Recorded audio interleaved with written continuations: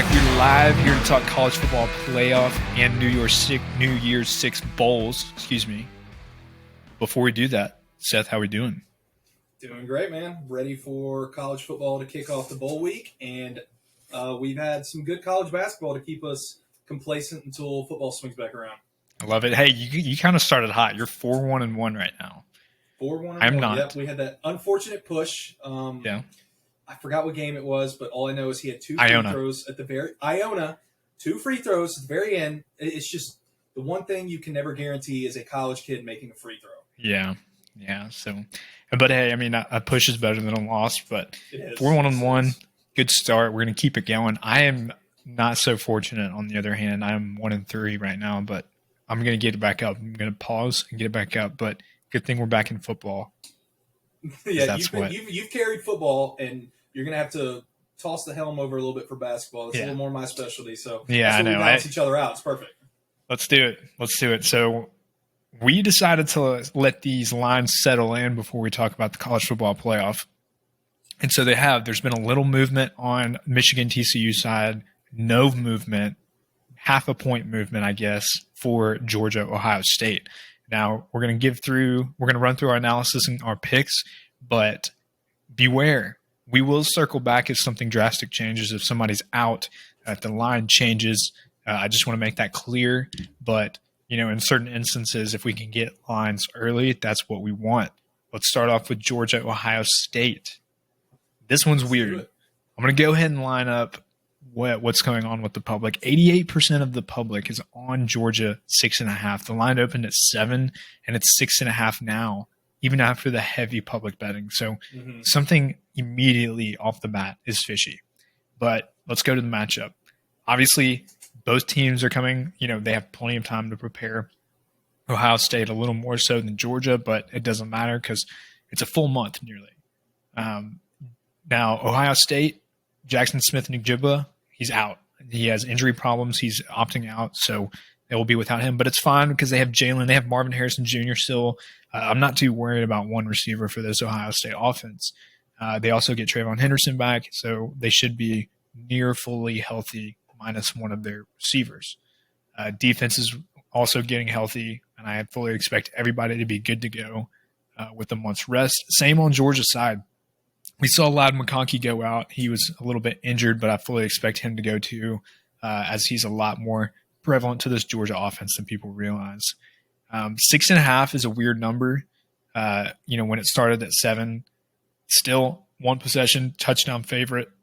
I like it initially, and I'm not going to lie. Like when I first saw this, my snap reaction was Georgia's going to beat the brakes off of them, especially with what they did to LSU, how they've closed off the year, what Michigan did to Ohio State. But recency bias is hell of a drug. And so I kind of want to crack this open a little bit more and dive into matchup, numbers, and the narrative. But let's go off the matchup first. Everybody knows how good Ohio State's offense was throughout the year, but they have the fact that their schedule wasn't that great. And so some of these numbers might be padded, but they're still good. They're number 1 in EPA margin, 5 overall in offensive success rate, 9 overall in defensive success rate. Very fluid. And same with Georgia on the other side. Number 3 in EPA margin, 4 in offensive success rate, 8 in defensive success rate. So we're really on paper looking at two teams that are nearly identical. Now, Georgia gets to nod because they played the extra game and better quality opponents. And that's an objective statement. Ohio State fans would probably tell you differently, but it is an objective statement to say Georgia played the tougher schedule. Now, let's flip the narrative. Ohio State, they want revenge. They want Michigan, and they want it bad. They got embarrassed on live TV, and they want to come back and get after the Georgia Bulldogs and prove that they can be number 1. They have the roster to do so, and nobody actually likes to acknowledge this, but in terms of recruiting rankings and talent power rankings for the roster, Ohio State actually gets the nod. They have just as good as a roster as Georgia, if not better, in terms of talent. So the talent's there, but the question is the coaching. And last year we saw what Georgia did to Michigan, given a month to prepare. and they just beat the shit out of Michigan. There's no other way to say it. That's just what happened. But you have over here, you have the matchup on paper that looks all great, and then you have the eye test on film where it's like Ohio State played a softer schedule. Georgia, you watch them, and then you end the game like, I don't know who's going to be able to beat them, period. And then you got the narrative, which gives Ohio State a little bit more of a nod coming into this. But spread 6.5, total 62. What are you taking? What do you think of this matchup? I'm just going to be blunt. I love Ohio State plus 6.5 here. So if you sit here and you look at this game, like even from a casual standpoint, you could basically say this is going to be Ohio State's offense against Georgia defense. I feel like that's the main matchup that's going to be a focus in this game. Again, and to your point, a lot of people are going to make it's kind of objective whether, who's played the harder schedule. But if I'm being straight up honest and blunt, even if Georgia played an easier SEC schedule, I'm going to give them the nod for experience, for playing tougher games, playing in tougher, not necessarily tougher environments, but overall, I would give the nod to Georgia in that sense. But again, whenever you have a spread that doesn't really move and the public is hammering one side, it just kind of always shouts to me that Vegas knows something that the public doesn't. Mm-hmm. And again, so I am going to lay an official pick, but however, I am going to encourage you to buy half a point. I'm going to juice a little bit. I'm going to take Ohio State plus 7 in this matchup. I really like that, and I wish I sprinkled the 7 early, just to at least get the comfort of maybe a push and get my money back. But my when I was thinking about this game, I had a harder time picking for this game than I did Michigan TCU. I have mine. I've locked away what I'm going to pick for that game. We can get to that later. But this one I had such a tough time with due to all of these external factors, what the public's doing, and to be quite frank, Georgia. What do we make of some of these games earlier in the year? What do we make against the game against Kentucky when it was 15-9? Missouri, Kent State. What do you make of these games? And it's they can do it. Will they do it? I don't know. And so it's just so hard because this Georgia team, you don't know who's showing up. And we said it again in the SEC championship breakdown. We got it right. We picked Georgia on the points, and they easily did that. But one of the things that we talked about was I feel like we've been here before with Georgia, and they've burnt us.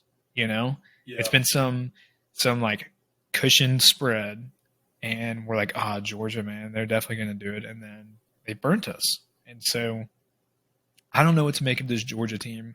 It's really hard to be comfortable. And I mean, there's a lot of people that are very, very Georgia's going to kick the shit out of Ohio State. And I can understand why, because they can definitely do it. But it's who are we going to get? Who's going to show up? Who's going to be the better coach that day? I don't know, because Ryan Day has a lot to prove. And I was listening to a podcast a week and a half ago, and it was talking about how Ohio State fans are calling for Ryan Day's head, which is crazy. But I mean, there's 3 things you do at Ohio State. You beat Michigan, you win the Big Ten, and you win playoffs. And that's it. And he has not done any of those. Right. Losing back-to-back years against Michigan is definitely a big reason why. Because I have friends at Ohio State, and I've seen that firsthand. It's how can this coach go 12 or 11-1, and you've got this fan base just trying to crucify him? It's crazy. Exactly. I mean, they got so used to Urban Meyer and what he did there that it's almost just it's kind of like Alabama and Nick Saban.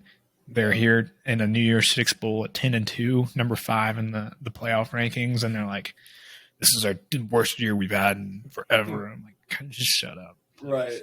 But it's so weird. This game is so polarizing. There's the numbers telling me to go and take Ohio State in 7. Even by a point. I wish I sprinkled 7 because that would have given me a little bit more of a layback, but my model gave us 34-30 So it likes Ohio State to cover. It still likes Georgia to win, which is fine. That's kind of how I'm feeling. But for watching the Michigan game, it might be hard for Ohio State to score 24, but it's like, let's circle back to Georgia versus Tennessee. Still pains me to talk about, but Georgia scored 21 quick, and then they laid off the gas pedal through it twice the entire second half. And so that could happen in a game like this. They just want to get in and out, and they want to win. They don't really care to get – there's no reason for style points. So, if this game is 24-20, I see that. That's my envisioning of how this game goes. But it's crazy because the total is 62, 61 and a half. And it's 62 and a half on DraftKings. So there's some books that are still pushing that number up. And it begs me to believe that both teams will score points, because I don't think this is going to be lopsided either which way. Maybe Georgia can hold Ohio State, but I feel like they have to score at some point, right? Right. So weird game. It's like my heart is telling me, Georgia, they're gonna kick the shit out of Ohio State. It's not gonna be close, but looking at everything on paper, my mind is telling me to take Ohio State in the touchdown. That's exactly how I felt. That's why I just straight up made an official pick. I'm not going to second guess it. I'm going to buy half a point, and I'm riding with Ohio State +7. I hope it's interesting. And I mean, in a game like this, you'd expect it to be kind of close. Yeah, I'm sick of the playoff games that are blowouts. I'm sick of the Notre Dames, the Cincinnati, or whatever. Give us a 1-4 that has fireworks and is a close game. That's all we want. That's all us college football fans want. I was gonna bring up something, but I'll go ahead and bring it up now because it's relevant. Since 2018, there's been one college football semifinal that has been a single possession game. Yeah, that's tough. It was Clemson and Ohio State in 2019 or something. I don't remember the year, but right. Both of them have been 2 possession wins. So crazy. Yeah, give us something better. This year. Exactly. And we talked about it last show in our college football playoff reaction. I sprinkled Ohio State plus 1,400 because I was like, hey, all it takes is one of these games to go haywire and they're in. And so I would love Ohio State to win as much as it would pain me. I hate Ohio State, but financially it would be awesome. Right. Because, but yeah, man, the paper says, the model says Ohio State and a touchdown, they cover. As bad as my heart wants to do it, I have to trust, the numbers, man. That's what has carried me here, and that's what I'm going to keep doing. So put it on the board unconfidently, but that's what we're doing. Let's ride. Let's talk about the more there's this next one is not more exciting, but it's more interesting because everybody's asking the question, can TCU do it? Michigan is now a 7.5 point favorite, 8 points on some books, 7.5 on BetMGM, 8 points right now on DraftKings. The over-under is 58.5, 59. It started off at 9.5 and it dropped to 7.5 and it's hovered. Now, we know the narrative of TCU, and they play hero ball. Max Duggan plays hero ball. He's awesome, Heisman candidate. We saw what Michigan did to Ohio State. We saw what Michigan did to Purdue in the Big Ten Championship. We know what they're capable of. This one has just as many question marks around it as Ohio State, Georgia. How do you feel about this game? My gut reaction, I kind of like Michigan here. But one, I do want to give TCU some credit. People said they played a weak schedule. But I kind of disagree with that. I know the Big 12 is not as strong as it usually is, obviously, with Oklahoma struggling. Texas is kind of getting back to where they used to be, but they still have some steps they got to make. But don't get me wrong. TCU, I believe, beat 3, 4, or 5 ranked teams this year. I mean, they played a tough schedule. They were tested. They had several games that were decided by one possession, which at the end of the day can be a good thing because you have that experience in these big games to where when it's coming down to the wire, TCU has been here before. But however, I do think that this Michigan team has played some tougher opponents. What they did to Ohio State. Again, that score doesn't exactly reflect what that game should have looked like, in my opinion. But this Michigan offense, I feel, is much better than TCU, and I would even give the defensive edge to Michigan as well. I know you're the analytical guy, but that's just kind of how I see it. I do think that Michigan can win this game by a couple possessions. So my gut reaction, I'm not going to lay an official pick. This is kind of going to be in a game I just watch and enjoy. But I am leaning more towards Michigan -7.5. Yeah. Believe it or not, I am too. I think Michigan covers 7.5. I think this is a hook line, in my opinion. Right. Public is on it 55 to 45. So nothing crazy with the public numbers, but it opened at 9.5. And so I guess, I can't, it doesn't look like really the public bet it down. Not really sure why the adjustments in the line, but I don't know. I look at it on paper, and Michigan is such a more well-rounded team than TCU is. And when watching TCU against Kansas State, like if Max Duggan and TCU didn't play hero ball and keep it close, it would have been like a 14-point win for Kansas State. Right. And so I don't know, man. Like I struggled with it because I'm like, how can you bet against destiny? Feels like TCU's a team that's just destined to be that Cinderella story, but in reality, all Cinderella stories come to an end before we want them to. So I think that 7.5 is kind of a hook line because everybody's like, 7.5, not 7. Give me TCU to cover, and a 2-possession spread. I don't know. I think what's weighing heavy on me is when I looked at the Clemson North Carolina ACC championship. It fixated at 7.5, and everybody's like North Carolina, heavy on North Carolina, and it stayed and didn't move. So I see similar vibes of like everybody is a believer in this TCU one, and they want to take the 2-possession points, but I think Michigan wins by like 10 or something like that. So and my model gave a 13-point output, but just it makes the most logical sense. TCU, 65th in the nation in offensive success rate, 47th in defensive success rate. Michigan, 10th overall in offensive success rate, 14th overall in defensive success rate, and number 2 in EPA margin compared to TCU's 23rd. TCU, like, solid, well-rounded, but they're not, they're not top 5 in anything. They're not top 10 in anything, really. And so I don't know. It's tough because they had a full month too, and it's going to be like, again, what I think it boils down to is coaching plays a lot more of a role in these type of games because you have a month off to prepare strategically. And so it's like, this is Gary Patterson versus Jim Harbaugh, who gets the nod. But I kind of like the idea. I mean, Michigan, dude, they got embarrassed last year. They want Georgia again, and I think they get it. It's just a matter of, will this game be kept close?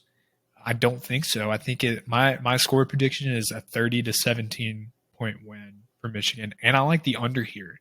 I think both of these teams run a lot more than what Vegas is giving them credit for, and I think it's going to be kind of a little, it's going to, I feel like when it first starts, it's going to be a little bit of a struggle to watch because it's going to be like, 7-3, nearing the halftime or something. I feel like it's going to be one of those games where it's just like, gosh, it's, where are the points, man? This was supposed to be a shootout in a way, and I don't think so. Both teams love to run. Edwards on Michigan, he's going to get the ball a ton. And Miller on TCU, he's done the same thing all year. And everybody likes, like Max Duggan has done a ton for this team. He's the focal point. But I think people, kind of overlook the fact that TCU runs the ball at a really, really high rate. and Miller is a really, really solid dude. But I mean, Michigan is going to be able to stop him. I'm very confident in that. So I'm looking at it like a 30-20 win for Michigan. Right. So I don't know, man. The college football playoffs. The beauty of it is that the bigger the stakes, the more unpredictable they are. Absolutely.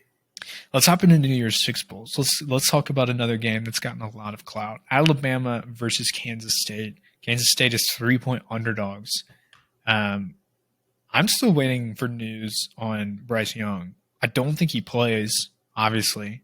I'm just waiting for it to come out. But Jalen Milroe gets a nod. Ty Simpson may play here. Both are 5-star QBs, so it's not like we have to worry about them not being good enough to play. So the talent will be there.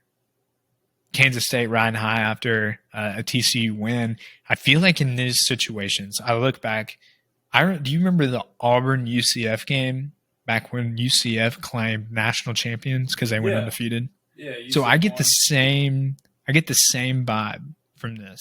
Not like the annoying like we're national champions from UCF, but more of the same like we have a chance to play this team who probably is one of the greatest, if not the greatest dynasty in college football. And they're going to come out a lot more motivated. There's a lot more motive for them to come out here and win than Alabama. Mm-hmm. Alabama, what are they like? It's just funny because you step on Alabama's side, it's like it's a letdown. It is a letdown. Like they don't want to be there. They truly do not want to be there. They had every expectation to be in the playoffs, and they aren't here. They have guys opting out left and right for the draft. Kansas State, I mean, they finally got Will Howard back healthy. They have something to prove. They're like, man, this is our team and what we would have been if we were fully healthy all year. We're going to kick their ass and show them that, the Big 12 is just as good as the SEC.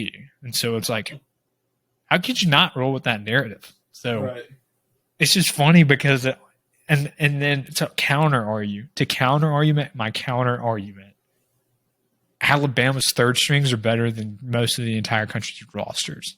Right. So the point I wanted to make real quick is I don't remember how many years it was ago, but Michigan and Alabama played in a bowl game, and Bama basically had all second and third string playing. This is when Harbaugh was still trying to get Michigan back on the right track, and people are like, yeah, this Michigan team, like, I think they're going to beat Bama. Bama's got, a bunch of people out. Bama still smoked the crap out of them with basically all of Michigan's team playing and Bama's third strings. It's just like, I don't care how unmotivated a Bama team is, who they're missing. I can't sit here and bet against them. You know what I mean? I know, it's crazy. It's crazy how just this works. It's like, have you ever, there's a force that's so dominant. Yeah. That it's like, and you should bet against these guys, but you can't. It wouldn't be smart. And I think I cannot sit here and advise anybody to bet against Alabama or advise myself to bet against Alabama because it's like one of those things where it's like, I remember betting against Tom Brady in the Super Bowl when they played the Chiefs. Yep. And I was like, you fucking idiot. I did the same thing. You fell for it. You idiot. I think half America did too, dude. Dude, you dumbass. You bet against the greatest NFL player in history. You idiot. Now you're about to sit here and bet against the greatest college football coach in history. Yeah, I don't know. I'm going to take Alabama in the points. And even if they lose, I'm not going to feel bad about it because I will not feel like I felt like that one time when I bet against Tom Brady. I'm not betting against Nick Saban. Even if his third string plays, he's still going to win. I'm with you. 100%. All right. Next game. This one underrated in my opinion. Tulane versus USC. USC is going to be without Caleb Williams. You know what's funny? Real quick, before you say anything, I literally just got a notification. Caleb Williams likely playing in the bowl game. No way. It says his hamstring is feeling better and remains confident he will play the Cotton Bowl. I am shocked. Thank you for that because I have read reports, all of them saying, Caleb Williams isn't going to play. And even my own intuition would be like, why would you play? You just won the Heisman. You're gonna go pro, Mm. and like, what's the like? There's no point in playing in your bowl game. I mean, everybody kind of knows the player that you are, but I'm shocked. Good for him, I guess. Yeah. Um, all right. Well, USC, 1.5 point favorites over Tulane. This changes everything. So I'm about to raw dog this pick right here. Mm-hmm. Let's talk about it. How do you feel about this matchup? Well, again, before I got that notification, I was pretty high on Pratt and Tulane. So Pratt is Tulane's quarterback. He is a baller. I love Pratt. He's been there for the past couple of years, and that dude has done everything for this Tulane team. But playing against USC in the Cotton Bowl, stakes are high for them, especially for us teams in the American. Playing in a New Year's Day Bowl is kind of like a national championship. When Memphis played in the Cotton Bowl, it was definitely a different feeling that we had ever experienced. So I definitely think that Tulane is going to have that same excitement and energy. Like this is everything that they basically played this season for. So, but with USC, if they're still going kind of all out and they got Caleb Williams playing, I feel like that definitely changes things. I will have to lean more towards USC, and honestly, I think I would lock that spread in now before it changes, and it could not change drastically, but it could definitely move on up a few points. It just changed 2.5 in front of my eyes on DraftKings, And it's only going to go up, I'm assuming. So. In live time. I have a big board up showing the odds right now. Caesars jumped 2.5.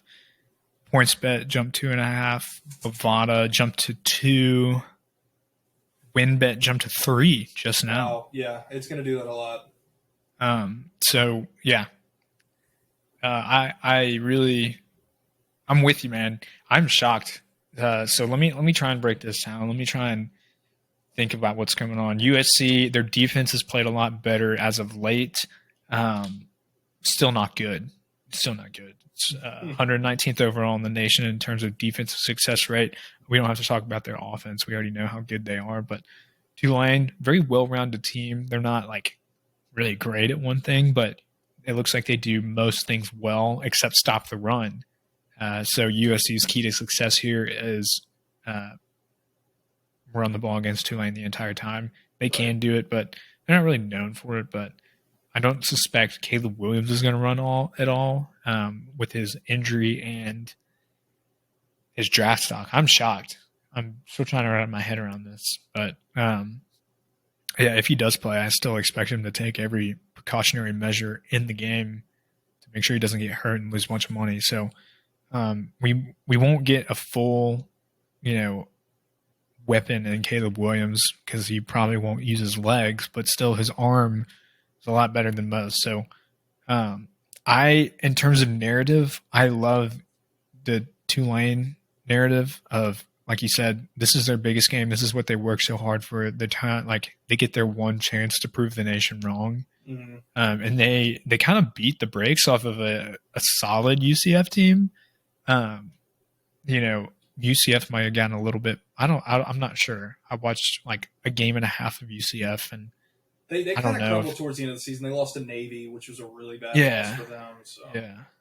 Yeah. So I don't know, man. And but they did handle UCF easily. They ran all over them in their title game. So I'm like I said at the beginning, I'm sneakily like excited for this game. This is an underrated matchup on my radar because I think it'd be fun. I think it'd be filled with points. Totals at 62-ish right now. But I love the narrative. I love betting the narratives too, man. Like they're true.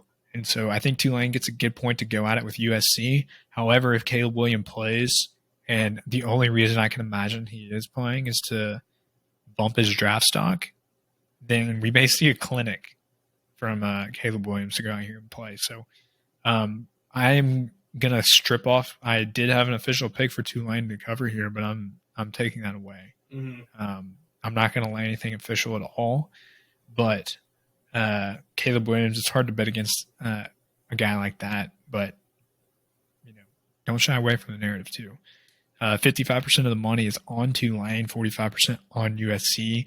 But with the news that Seth just broke, we may see that flip in a hurry. So watch out for that. I'll tweet something out. I'll look at the numbers later this week and Mm. see how much percent change there is, and I'll tweet something out. So make sure to look out for that. All right. Oh, dreading this one. Tennessee versus Clemson in the Orange Bowl. How ironic. Mm-hmm. I'm pissed. I was excited for this game, but now I'm not for a lot of reasons. Clemson's going to start that 5-star quarterback, Klubnik, who's raw. Dude's filthy. I think Clemson's going to be a contender immediately next year. And I hate it. I don't like Dabo Swinney, but this team looks good against North Carolina. They looked really good. And I think with DJ not playing and this Klubnik guy, chip on his shoulder, ready to go, Clemson's a good football team still. And I think people kind of forget that because it's so easy to make fun of them because of how corny Dabo Swinney is and just how bad DJ Ukulele played. And if you flip the script, I'm worried as a Tennessee fan that Jalen Hyatt, Cedric Tillman, Tennessee's top 2 receivers out. And then obviously everybody knows Hendon not playing. So we have Joe Milton, the Milkman, and our freshman wide receivers to go out there. And I still have confidence in them. That might be a little bit of that Tennessee juice speaking, but they can still do it. And so I'm not necessarily worried about that, but it's just tough to go in against a defense like Clemson on the national stage and perform. And so I am going to lay off of kind of diving into this and giving any picks. Y'all know the rules. Can't bet on my own team. Everybody knows where I'm going to be laying. It's 6.5 points in Clemson's favor, by the way, but everybody knows where my money will be. So I'm going to refrain. The only thing I'll say is that it's a tough matchup for Tennessee because Will Shipley is a dog. Our run defense is pretty good. So I'm not really worried about that, but our passing defense is awful. And with this Klubnik guy coming out and kind of a gunslinger, it doesn't match up well. We're missing some DBs. We're missing some defensive guys. And it's really tough to kind of pinpoint what's going to happen because you have 2 sample sizes of this Klubnik guy. And one of them is he comes in and he rallies a Clemson team to beat a good Syracuse defense in the last quarter. And the second one is he absolutely murders North Carolina in the ACC championship. So it's not promising. But, from that standpoint, that's where the weakness is. Everybody knows Tennessee's pass defense is awful. So he may thrash us. But, Tennessee obviously can keep up. So I think this is going to be more of a keep-up game. If Tennessee can start outpacing them, then I think that's where the game can be won.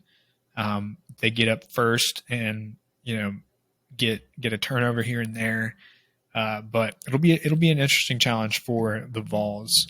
No picks for me. Everybody knows what's going to happen. Seth, let me hear about how you feel about this game. If I'm being 100% honest, I don't really know the depth of the Tennessee wide receivers. I do know that obviously y'all were full of weapons. Tennessee full of weapons on offense with wide receivers, and even with Hendon Hooker going down, which was obviously a huge loss for Tennessee. I think that Milton has his moments where he can sling it. I mean, we all know he has that crazy power. It's all about the accuracy. He needs. Oh my gosh, dude. He needs. If he gets that accuracy down, that dude could be one of the scariest NFL quarterbacks of all time. If he can keep that power and get some accuracy, I think he can be a good quarterback. I do think this bowl game is a huge opportunity for him to showcase himself, show what he can do. He's not going to have the weapons that he probably wants to have, but I do think that Tennessee can keep this within 6. I know this new Clemson quarterback is really good. I've heard a lot about him, watched a little bit of his tapes, but I think Tennessee can keep it within 6. I'm not going to lay an official pick, but I am excited for this, and I do think it could potentially be one of the better New Year's Six bowls. I hope so. Luckily, Tennessee's receivers outside of Cedric and Jalen, their top 2, are still really good. They have Brew McCoy, who came in from USC. He was that 5-star. Mm-hmm. And then Ramel Keaton, really solid dude. He was the one that had like the diving catch against Alabama to really save the game. And then 2 freshmen, Squirrel White, Mm-hmm. He's basically just a burner guy. Like send him deep and just let him run past everybody. Right. Smaller guy, but dude's got some jets, and so we'll be fine. Now, I mean, obviously, it's not you want two NFL caliber receivers going out there, but well, I'm not really worried about the talent going out there. Maybe a little bit of the chemistry. Joe Milton's.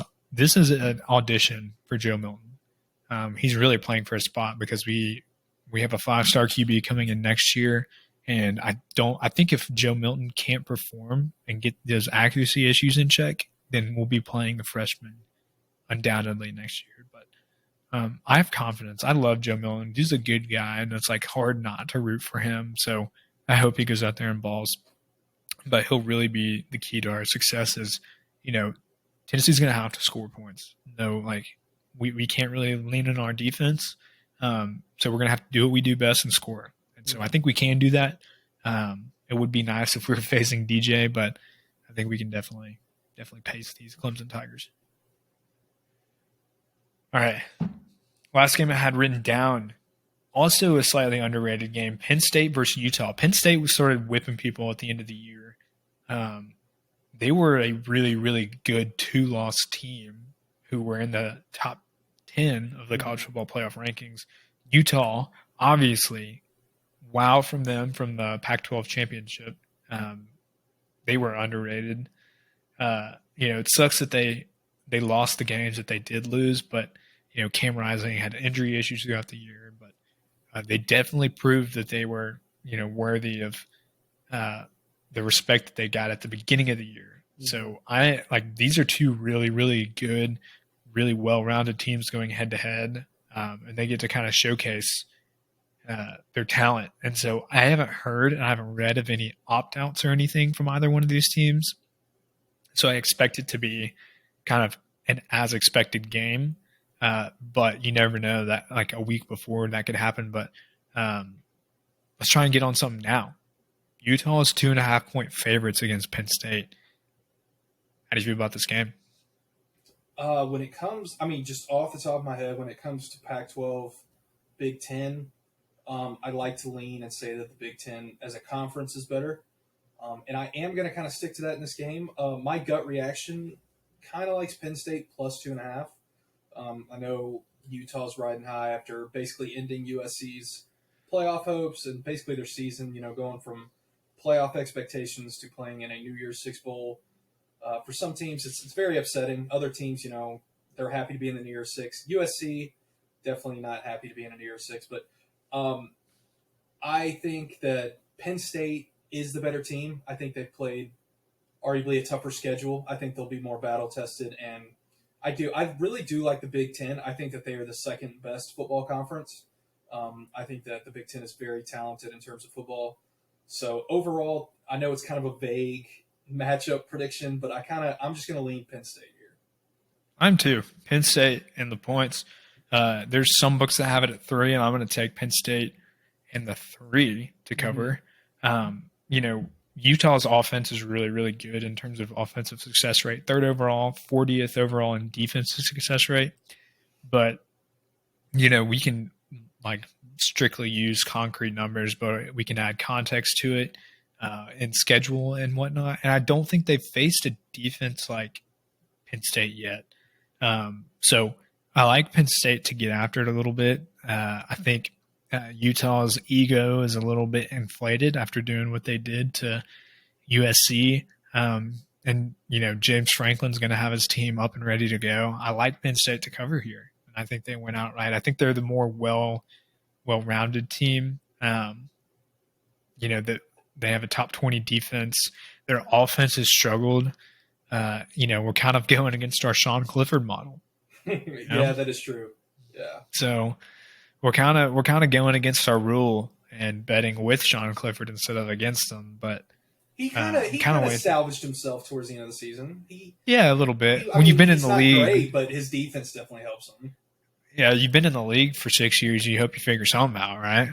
Absolutely. Dude, it's crazy that he was playing against Memphis in 2019, and I know that was 3 years ago, but it was like we were sitting here saying that Clifford had already been at Penn State for a little bit, and here we are in 2022, and this dude is still playing for Penn State. Yeah. So give us the experience. We got the veteran on our side. Okay, there we go. Let's twist it. We were taking the bet. We're betting on the 6-year bet. Exactly. I like it. All right. Okay, so that ends it for the New Year's Six Bowls I want to talk about. Last thing I wanted to do, let's go a little bit of rapid fire spread picks. Okay. Little fun, really no in-depth breakdown. We're just gut reaction this bad boy. I like this. Okay. Before we start this weekend, we have UTSA versus Troy. Troy opened up as 2-point favorites. I actually tweeted out UTSA when it bumped down to 1. I was like, UTSA, I think +1 is great value. And it's now UTSA favored by 1 point, UTSA -1. So I hope that if you follow Twitter and got that, you took it, because I'm leaning UTSA. I think they're going to take it against Troy. Mm-hmm. All right. Let's dive in. So let's start with this weekend. Florida, Oregon State. Oregon State's 10-point favorites. Florida's playing with their third-string quarterback. Oregon State. Give me Oregon State here. Cincinnati, Louisville. Louisville's 2-point favorites. Give me Louisville. Okay, I like it.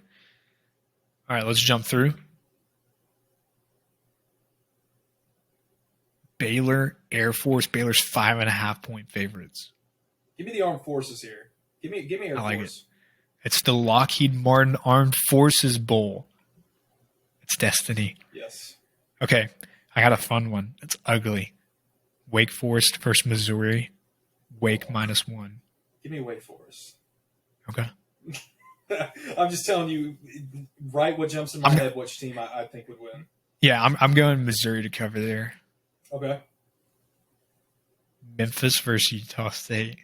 Give me the Tigers. Yeah, Tigers, they're 7-point favorites. I like us here. All right. Wisconsin, Oklahoma State, no quarterback for either team. Wisconsin's 3-point favorites. Give me Wisconsin. Yeah. I don't know why I'm leaning that way, but I really am. They both suck. Yes. Okay. Fun one. Kansas, Arkansas. Arkansas's 3-point favorites. Arkansas. You got. I have to take Arkansas. Same. I am too. Oregon, North Carolina. Oregon's 14-point favorites. Ooh. Give me North Carolina. Agreed. Texas Tech, Ole Miss. Ole Miss -3.5. Give me Texas Tech. I'm taking Ole Miss. Oklahoma, Florida State. Florida State 7.5. Give me Oklahoma in the points. Really? Yeah. Okay. I'll take Florida State. Texas, Washington. Texas 4.5. Give me Texas. Okay. Is yours playing? Oh, I don't. Do we know? No official word yet. Okay, I'm going to stick with Texas. That was tough. I like the Texas pick though. Better defense. Yeah. Notre Dame, South Carolina. Notre Dame's 2-point favorites. South Carolina's playing hot right now. Ooh, this is They a are tough running one. hot. This is hard. Oh man, because Notre Dame looked good too. Gut reaction, South Carolina. Oh, I'm going Notre Dame. Okay, I like this. We're butting heads a little bit in these pick'ems. Okay, Mississippi State, Illinois. Illinois is 2 points. I'm rocking with Mississippi State. Okay. LSU, Purdue. LSU's 14.5-point favorites. Too much. Give me Purdue. Okay. That's a good point. All right. Well, that wraps it up for our rapid fire. That was fun. I'm excited to go back and I enjoyed that. That was a fun it. segment. Yeah, we'll do it again for some basketball when we get into Yeah, we need to have a segment. We need to talk about the big games, and then like for small random games, let's do that. That was fun. Yeah, I like that too. Open some door for some conversation. Absolutely. All right, and that wraps it up for the show. We appreciate you guys listening. We will be back here next week. And actually, we'll be back here tomorrow. We're going to talk shop with college basketball. We have a action-packed set of games this Saturday, December 17th. So be looking out for that. We'll also be back next week to talk a little bit more football, NFL, and maybe some changes ball playoff lines, but we'll figure that out as we go. We appreciate you guys listening. Talk to you guys next week.